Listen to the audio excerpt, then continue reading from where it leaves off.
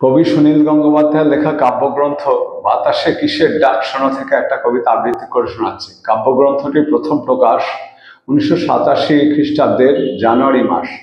কবিতাটির নাম নীরা তুমি কালের মন্দিরে। চাঁদের নীলাভ রং, ওইখানে লেগে আছে নীরার বিষাদ। ও তেমন কিছু নয়, ফু দিলেই চাঁদ উড়ে যাবে। যেরকম সমুদ্রে মৌসুমিতা, যেরকম প্রবাসের চিঠি। অরণ্যের এক প্রান্তে হাত রেখে নীরা কাকে বিদায় জানালো। আঁচলে বৃষ্টির শব্দ, ভ্রূর বিভঙ্গে লতা পাতা। ও যে বহু দূর, পীত অন্ধকারে ডোবে হরিৎ প্রান্তর। ওখানে কি করে যাব, কি করে নীরাকে খুঁজে পাবো?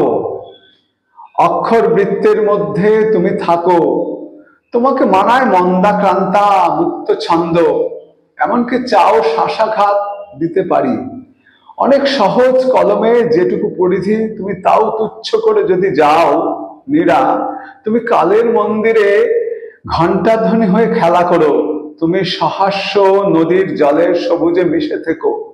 সে যে দূরত্বের চেয়ে বহু দূর। তোমার নাভির কাছে জাদুদণ্ড।